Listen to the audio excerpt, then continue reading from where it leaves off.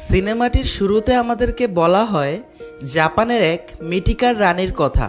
সে রানীর কাছে জীবন আর মৃত্যু দেওয়ার শক্তি ছিল।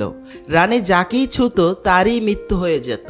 সেখানকার জেনারেল এই রানীকে দূরে এক পাহাড়ের কাছে কবর দিয়ে দেয়, যেন রানীর এই অশুভ শক্তি বেশি দূর ছড়াতে না পারে। রিচার্ড সেই রানীর সমাধিকে খুঁজতে শুরু করে দেয়।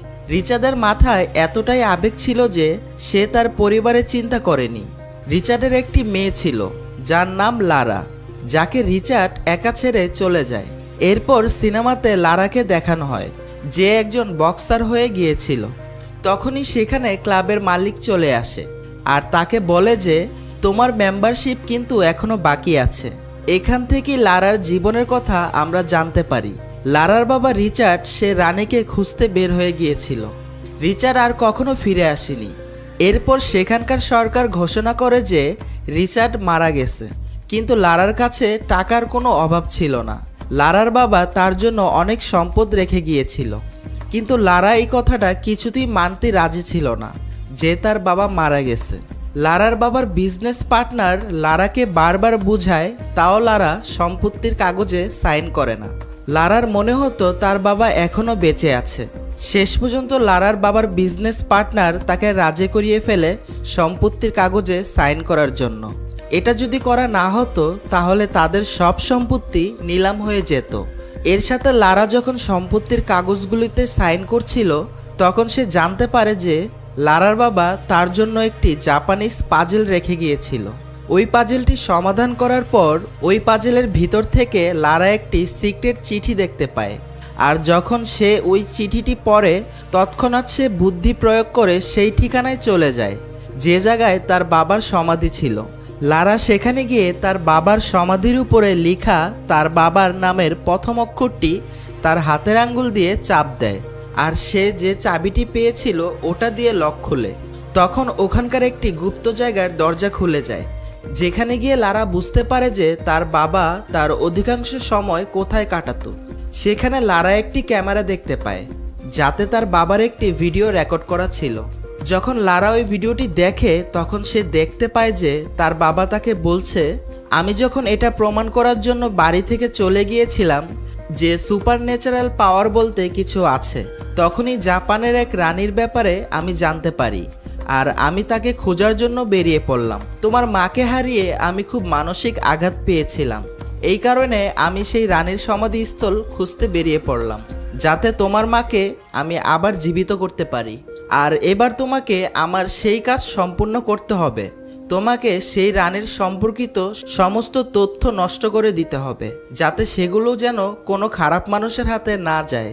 লারা যখন এই ভিডিওটি দেখে তখন সে ওই জায়গার থাকা সব জিনিসপত্র ঘুরে ঘুরে দেখতে থাকে। আর যখন লারা ওখানে থাকা ওই সব ইনফরমেশন পড়ে দেখে তখন সে জানতে পারে তার বাবাকে কে সাহায্য করেছিলেন। লারা তার বাবার কিছু জিনিসপত্র বন্ধক রেখে বেশ কিছু টাকা জমায় আর হংকংয়ের উদ্দেশ্যে রওনা দেয়। লারা খুব তাড়াতাড়ি সেই জায়গাটা খুঁজতে থাকে, কারণ সেই জাহাজে শেষবারের মতো তার বাবাকে দেখা গিয়েছিল। কিন্তু যখন লারা সেখানে জাহাজটি খুঁজছিল তখনই সেই জায়গায় কয়েকটি চোর তার ব্যাগ ছিনতাই করে পালিয়ে যায়, কিন্তু চোরগুলি ভুল করে লারার ব্যাগ চুরি করেছিল। লারা সেই চোরগুলিকে ধাওয়া করে আর তার বক্সিং স্টাইলে মারামারি করে তাদের হারিয়ে দেয়। এর ফলে চোরগুলি লারার ব্যাগ লারাকে ফেরত দিতে বাধ্য হয়। কিন্তু এবার লারা সেই জাহাজটিকে খুঁজে পেয়ে যায় যেটা সে খুঁজছিল। সেই জাহাজের মালিকের সাথে যখন লারা কথা বলে তখন ওই জাহাজের মালিক লারাকে বলে যে আমার বাবাই তোমার বাবাকে সাহায্য করেছিল, কিন্তু আমার বাবা তোমার বাবাকে সাহায্য করার পর আর কখনো ফিরে আসেনি। আমি জানি না যে আমার বাবা আজও জীবিত আছে নাকি মারা গেছে। এবার লারা এই জাহাজের মালিককে বলে যে আমরা দুজন একসাথে মিলে আমাদের বাবাকে খুঁজতে পারি, কারণ লারা তার বাবার দেওয়া ইনফরমেশন থেকে সেই দ্বীপের ব্যাপারে জানতে পেরে গিয়েছিল। কিন্তু লারা ওটা জানতো না যে সেই দ্বীপটি ঠিক কতটা বিপজ্জনক ছিল। এই কারণে জাহাজের সেই মালিক ওই দ্বীপে যেতে রাজি হয় না। কিন্তু লারা যখন জাহাজের মালিককে কিছু টাকার লোভ দেখায় তখন সে লারার সাথে দ্বীপে যেতে রাজি হয়ে যায়, কারণ জাহাজের মালিকের উপরে তখন অনেক ধরনের ঋণের বোঝা ছিল। এবার ওই যাত্রার সময় লারা তার বাবার দেওয়া সমস্ত পাজেলগুলোর সমাধান করে আর যার ফলে সে জানতে পারে যে সেই রানীর সমাধি খুঁজতে শুধু তার বাবা নয়, সাথে আরও শত্রুরাও সেই রানীর সমাধি খুঁজতে বের হয়েছিল। এবার যখন লারা সেই পাজেল সমাধান করতে করতে জাহাজে ঘুমিয়ে পড়েছিল, তখন হঠাৎ এক ঝটকা লাগায় তার ঘুম ভেঙে যায়। কারণ তাদের জাহাজ সেই দ্বীপে চলে এসেছিল আর সেখানে সমুদ্রের খুব ভয়ঙ্কর ঢেউ আসছিল। সেই কারণে সেই জাহাজের মালিক যখন জাহাজটিকে নিয়ন্ত্রণ করতে পারছিল না, তখন সে লারাকে সমুদ্রে লাফ দিতে বলে। লারা তখন তার বাবার সমস্ত কাগজপত্র গুছাচ্ছিল। ঠিক তখনই একটি বিশাল বড় ঢেউ এসে লারাকে সেই ঢেউয়ের সাথে ভাসিয়ে নিয়ে যায়। কিন্তু সেই দুর্যোগ এতটাই ভয়ঙ্কর ছিল যে লারা তার থেকে বাঁচার জন্য সমুদ্রে লাফ দিয়ে দেয় এবং তাদের সেই জাহাজটির সাথে একটি বড় পাথরের ধাক্কা লেগে জাহাজটি চুরমার হয়ে যায়। লারার যখন জ্ঞান ফিরে তখন সে একটি গ্রুপের সামনে ছিল। সেই গ্রুপের লিডার লারাকে বলে যে, রানীর সেই সমাধি খুঁজতে গিয়ে আমি তোমার বাবাকে মেরে ফেলেছিলাম। এবার যখন তারা লারার ব্যাগ থেকে তার বাবার জার্নাল পায়, তখন লারাকেও শ্রমিক বানিয়ে দেয় আর রানীর সমাধির খোঁজে তারা বেরিয়ে পড়ে। সেখানে জাহাজটির মালিকও ছিল, সে লারাকে পালিয়ে যেতে সাহায্য করে। যখন লারা সেখান থেকে পালিয়ে যাচ্ছিল, তখন সে দৌড়াতে দৌড়াতে স্রোত বয়ে যাওয়া একটি নদীতে পড়ে যায়। লারা পানিতে ডুবেই যাচ্ছিল। ঠিক তখনই সেখানে লারা একটি ভাঙা প্লেন দেখতে পায়। লারা প্লেনটিকে ধরে নেয়। লারার শরীরের ওজনে মরিচা পড়া প্লেনটি ভাঙতে শুরু করে। তখন লারা মনে একটু সাহস সঞ্চয় করে আর খুব জোরে দৌড়াতে শুরু করে এক লাফ দেয় এবং সে প্লেনটির প্রধান অংশটি ধরে ফেলে আর সেটি ধরে নদীর উপরে ঝুলতে থাকে। সেই বেচারি একটু নিঃশ্বাস নিতে ছিল আর ঠিক তখনই পুরো প্লেনটি ভেঙে নিচে পড়ে যায়। আর তখনই লারা সেই ভেঙে পড়া প্লেনটিতে একটি প্যারাসুট খুঁজে পায় আর সে প্যারাসুটটা খুলে একটি জঙ্গলে ক্র্যাশ ল্যান্ডিং করে। এবার রাত নেমে আসে এবং লারা সে জঙ্গলে কাউকে দেখতে পায় না যে তাকে সাহায্য করবে। ঠিক তখনই সেখানে একজন লোক লারাকে দেখে পালাতে থাকে। লারা যখন সেই লোকটিকে পিছু করে তখন জানতে পারে যে সেই লোকটি আর কেউ নয়, সেই লোকটি হচ্ছে লারারই বাবা। লারার বাবা তার নিজের মেয়েকে এত বছর পর কাছে পেয়ে খুব খুশি হয়। খুশিতে তার চোখে পানি চলে আসে। কিন্তু পরের দিন সকালে লারা সেই গ্রুপটি সম্পর্কে তার বাবাকে বলে, যারা লারার বাবার সেই বইটি কেড়ে নিয়েছিল, যাতে সমস্ত ইনফরমেশন লেখা ছিল। এই কথা শুনে লারার বাবা খুব রেগে যায় আর বলে, লারা, তুমি কি আমার ভিডিওটি দেখোনি? আমি ওই ভিডিওতে তোমায় বলেছিলাম যে তোমাকে ওইসব জিনিসগুলি সব নষ্ট করে দিতে। তুমি কি জানো এর জন্য পৃথিবীর সমস্ত মানুষ এখন বিপদের মুখে? আর তখনই লারা খুব তাড়াতাড়ি সেই গ্রুপটি যেখানে ছিল সেখানে যেতে থাকে আর তীরের মাধ্যমে সেই গ্রুপের লোকদের উপরে আক্রমণ করে। সেই লোকগুলি রানীর সমাধির দরজা খুঁজে পেয়ে যায়, কিন্তু দরজাটি কিভাবে খুলতে হবে সেটা তাদের জানা ছিল না। সেখানে লারার বাবাও রিচার্ডও পৌঁছে যায়। লারার বাবাকে সেই গ্রুপের লিডারটি আটক করে নিয়েছিল আর লারাকে বলা হয় সমাধির দরজার পাজেল সমাধান করে দরজাটি খোলার জন্য। লারা নিজের বুদ্ধি ব্যবহার করে সেই পাজেলটি সমাধান করে ফেলে। তখন সেই সমাধির দরজাটিও খুলে যায়। এবার তারা এক এক করে সেই গুহাটির ভিতরে নামতে থাকে, কিন্তু সেখানে তাদের এক ভুল পদক্ষেপের জন্য সেই গ্রুপের এক সাথীর জীবন গ্রুপ লিডার কেড়ে নেয়।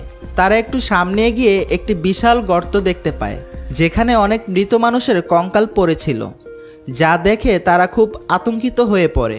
সেখানে একটি দেয়ালে তারা আরও একটি পাজেল দেখতে পায়।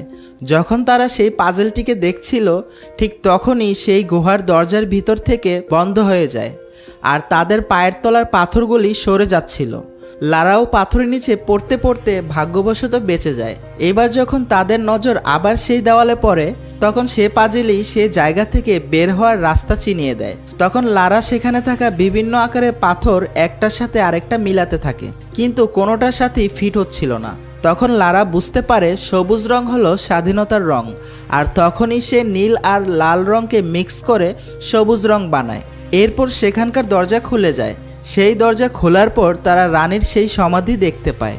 এরপর তারা যখন সেই সমাধির উপরে ঢাকনাটি সরায়, তখন সেই রানীকে একটি সাধারণ মানুষের মতো দেখা যাচ্ছিল, কিন্তু হঠাৎ করে রানী কঙ্কালে রূপান্তর হয়ে যায়। কিন্তু যখন গ্রুপ লিডার ও তার সাথী রানীর দেহটাকে উঠাতে যায়, তখন তার হাতে ইনফেকশন হয়ে যায় আর তখন এক যন্ত্রণাদায়কভাবে সাথে সাথে তার মৃত্যু হয়ে যায়। এরপর লারা যখন আশেপাশের সমস্ত পাজেল আর পেন্টিংগুলি দেখে তখন লারা বুঝতে পারে সে রানীর কোনো সুপার পাওয়ার ছিল না। আসলে সে রানীর এক ধরনের ইনফেকশন হয়ে গিয়েছিল। সেই কারণে সেই রানী যাকে স্পর্শ করত সে মারা যেত। আর সেই রানী মন থেকে নিজেকে স্যাক্রিফাইস করেছিল। সে চাইতো না যে তার জন্য পৃথিবীর সমস্ত মানুষ শেষ হয়ে যাক। রিচার্ড ও লারা সেই গ্রুপের লিডারকে মানা করে বলে যে সেই রানীকে তাদের নিয়ে যাওয়া উচিত হবে না, কিন্তু সে লিডার তাদের কোনো কথা শোনে না আর সেই রানীর একটি আঙ্গুল কেটে তার সাথে রেখে দেয়। কিন্তু তখনই রানীর ওয়ারিশরা সেখানে চলে আসে আর লারার উপরে আক্রমণ করে। ঠিক তখনই হঠাৎ করে লারার বাবার হাত রানীর সাথে লেগে যাওয়ার কারণে লারার বাবাও ইনফেকশন হয়ে যায়। লারা যখন তার বাবার কাছে যায় তখন লারার বাবা লারাকে বলে, আমাদের মধ্যে একজনকে এই রানীর সমাধিকে ধ্বংস করতে হবে যেন এরপরে আর কেউ এই সমাধি খুঁজে না পায়। আর এমনিতেই আমি আর বেঁচে থাকবো না, তাই তোমার এখানে আমাকে ছেড়ে যেতে হবে। লারা যখন এটা শুনে এত বছর পর তার বাবাকে এত কাছে পেয়েও তার বাবাকে ছেড়ে তাকে চলে যেতে হবে, তখন লারা খুব ভেঙে পড়ে আর তার বাবাকে দেখে কাঁদতে থাকে। এরপর লারাও তার বাবাকে শেষবারের মতো চির বিদায় জানায় আর এই গ্রুপের লিডারকে খুঁজতে থাকে। লারা তাকে খুঁজেও পেয়ে যায় এবং লারা তাকে খুব মারতে থাকে, কিন্তু সেই লিডারটিও লারাকে খুব মারতে থাকে। লিডারটি রানীর যে আঙ্গুলটি কেটে নিয়েছিল, লারা সেই আঙ্গুলটি লিডারের মুখে ঢুকিয়ে তাকে খাদে পড়ে থাকা অসংখ্য কঙ্কালের মাঝে ধাক্কা দিয়ে নিচে ফেলে দেয় আর তখনই পুরো সমাধি বিস্ফোরণ হয়ে যায়।